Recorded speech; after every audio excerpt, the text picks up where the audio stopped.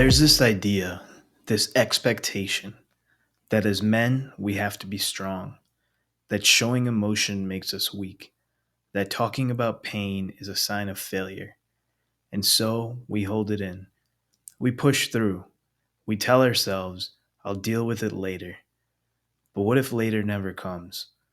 What if, by the time we finally acknowledge the weight we've been carrying, it's already crushed us?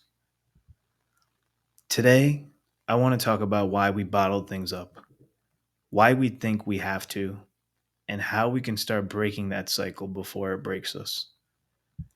I grew up thinking that silence was strength, that talking about emotions was weak, and I know I'm not alone in that. If you were a millennial growing up in the late 90s and 2000s, you know exactly what I mean.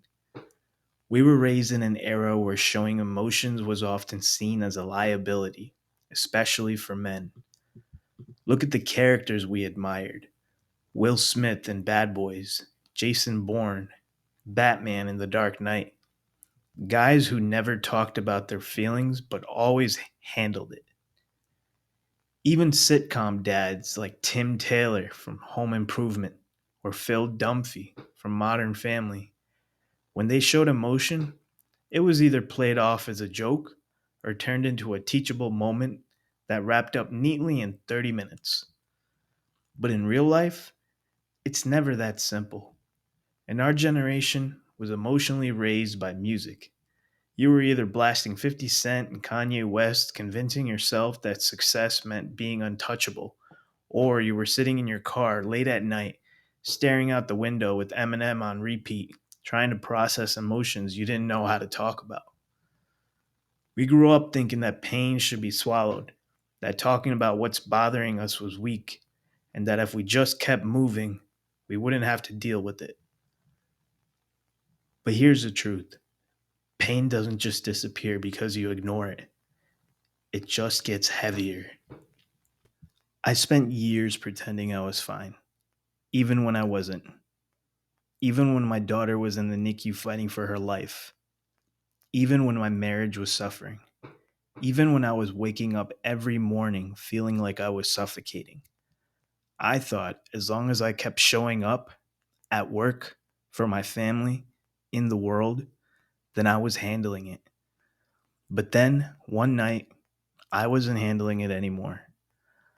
I was sitting on my bathroom floor, exhausted, overwhelmed, and for the first time in my life, I had a thought that scared me. What if I just disappeared? I wasn't thinking about tomorrow. I wasn't thinking about the people who loved me. I was just drowning in everything I had refused to deal with for years. And then my wife found me. She didn't say anything. She just sat down next to me and held me. And that's when I realized strength isn't about doing it alone, it's about letting someone in. That night, I made a decision. I was done suffering in silence. As men, especially South Asian men, we're raised with this one rule: provide. Provide for your family, your parents, your kids, your wife. And if you're struggling, tough. No one cares. Just keep going. How many of us have heard this growing up? You're the man of the house. Act like it. A real man doesn't complain, he handles his business. Your father worked 12-hour shifts and never said a word. What's your excuse? If you come from an immigrant family, the pressure starts early. You're taught that everything you do reflects on the family, that your success isn't just yours, it's proof that your parents' sacrifices weren't wasted. We watched our dads and uncles work long hours, never take a break, never show stress. They didn't talk about mental health. They didn't talk about exhaustion. They just put their heads down and kept moving. And we took that in. We learned that strong meant silent, that asking for help wasn't an option, that showing weakness meant letting the family down. And what happens when you're the reliable one, the one everyone turns to but no one checks on? That's what we become: the go to problem solver, the person who has to have their life together no matter what. And when we don't, we fake it because we think if we slip, even for a second, everything will fall apart. And then there's the guilt of taking time for yourself, taking a break, feels selfish. Setting boundaries feels like you're turning your back on your responsibilities. Not working 24/7 feels like you're letting the family down. It's like being caught in this tug of war, trying to be everything for everyone while never asking what we need for ourselves. But what's the point of providing for everyone else if you're completely empty inside? What's the point of being the strong one if it's slowly breaking you?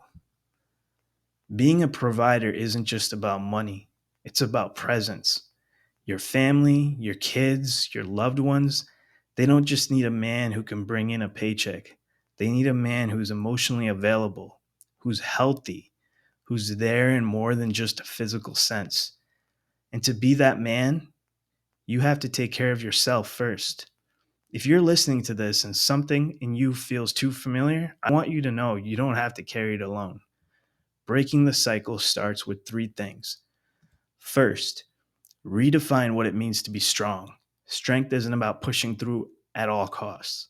It's knowing when to pause, when to ask for help, when to say, I can't do this alone, and that's okay.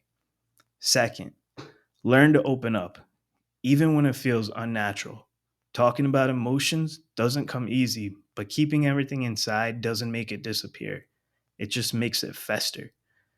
You don't have to be an open book with everyone, but you do need at least one safe space you don't have to pretend.